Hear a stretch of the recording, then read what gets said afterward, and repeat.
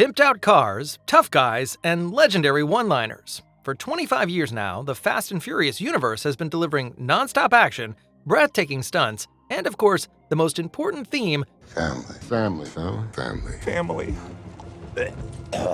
Across 10 films, we've followed the journey of Dom Toretto and his crew, but now the saga is inevitably approaching the finish line.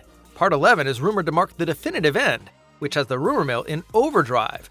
What happens in the grand finale? Which stars are making a comeback? And does this really mean the end of the main series? We've got all the latest facts for you, so buckle up for a new KinoCheck original. The 11th chapter has officially been named Fast Forever, continuing the tradition of conjuring up a creative title variation for each sequel. Whether Fast Forever actually brings the series to a close will likely be decided by the box office in the end. Originally, there was even talk of an entire trilogy serving as the finale. However, since Part 10 fell short of the sky-high expectations, Universal Pictures prefers not to take any more risks. If the upcoming film breaks the bank financially, though, further sequels from the studio are definitely a possibility. In terms of content, Vin Diesel is aiming for a return to the series' roots. Saving the world takes a back seat, replaced by grounded street action and hopefully thrilling quarter-mile duels. Jason Momoa has already called for more classic races as he sorely missed these elements in Fast X. This move serves not only as fan service, but is also a strategic decision to keep finances under control. Production costs have literally skyrocketed in the past. While Part 9 still required $200 million, Part 10 gobbled up a whopping $340 million. At the same time, global box office receipts are shrinking. With a gross of about $705 million, the 10th film was a financial balancing act, as blockbusters often need to bring in 2 to 3 times their budget to be profitable. For Part 11, the budget is therefore reportedly being cut back to a cap of $200 million. That's still a massive sum, but a huge cut compared to its immediate predecessor.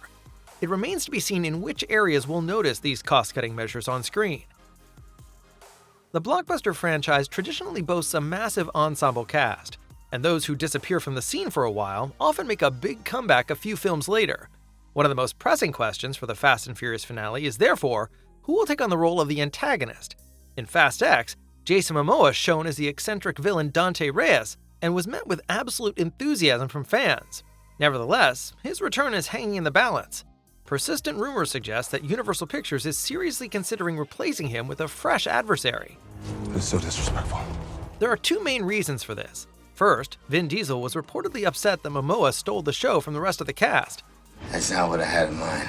After all, internal friction is no rarity in this franchise, as the famous conflict between Diesel and Dwayne Johnson proves. Second, the shrinking budget is forcing those in charge to rethink their strategy. Behind the scenes, people are wondering whether the studio can even afford the salary of a superstar like Jason Momoa when it already has to pay top earners like Jason Statham and Dwayne Johnson. However, there has been no official confirmation regarding the cast at this time.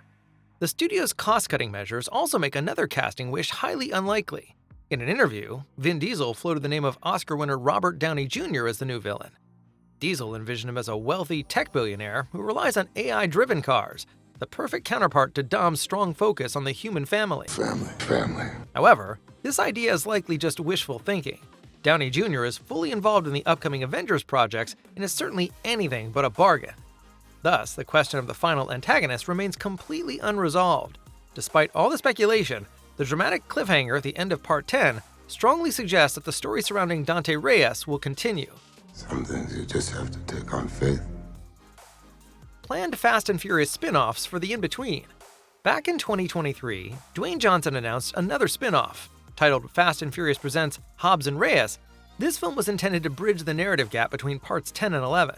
This offers a clever way to deal with the villain in a separate adventure before the massive finale begins. Since the initial announcement, however, there have been no updates on this project. Vin Diesel also brought another project into the mix, a prequel set immediately before the final installment of the saga. He already directed a short prequel for Part 4 titled Los Bandoleros. When asked if a similar short film was planned, Diesel teased a potential desert scenario. He noted that while the team filmed in the Middle East for Part 7, they had never ventured deep into the desert. Our take: it's extremely unlikely that these spin-off projects will actually see the light of day before Part 11. The whole thing feels more like a trial balloon to gauge the fanbase's reaction. The studio's full attention is certainly focused on the grand finale of the saga right now. It's about time. The all-important question remains, what would a definitive finale for the main series even entail? One specific possibility stands out as a strong possibility. Dom Toretto meets his end in Fast Forever. While this would certainly deliver a massive emotional shock, it would also provide an absolutely fitting conclusion. Dom has always risked everything for his family. A heroic exit suits him perfectly. In this way, following the end of Paul Walker's character, Dom's long journey would also find its ultimate conclusion. At the same time, the numerous other characters could still embark on their own adventures, just detached from the main series, much like in Hobbs and Shaw. In mid-2025, a completely unexpected announcement caused quite a stir.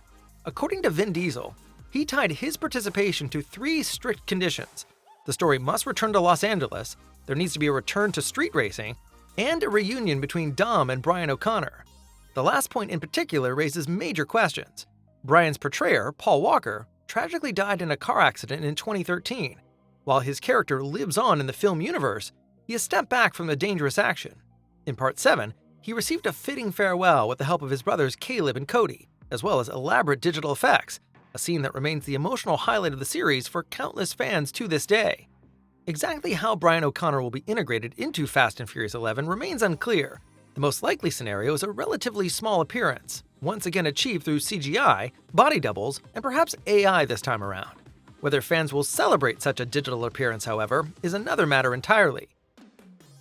Louis Leterrier is once again taking the director's chair, having already stepped in for Justin Lin on the previous film.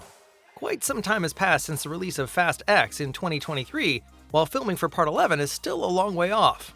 So what's the problem? Reacher star Alan Ritchson explained the situation in an interview with Screen Rant. We talk about it quite often. That is one of the biggest challenges that franchise faces, is that you've got a lot of guys like Dwayne and Vin and Momoa and myself, and everybody's super busy. At least there are occasional signs of life. In November 2024, Vin Diesel posted a photo straight from the set. Even if these were likely just initial test shots, it's a strong sign. The actor is a master at using social media to drum up excitement.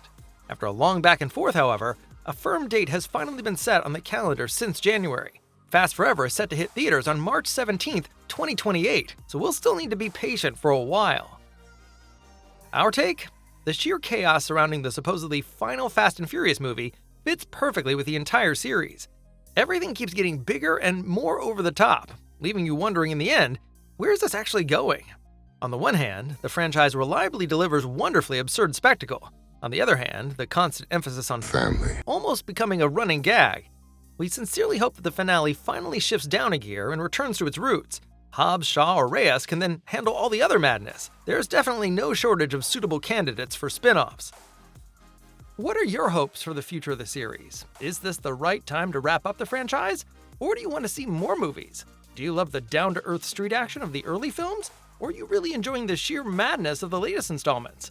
Let us know in the comments. We can't wait to hear your thoughts.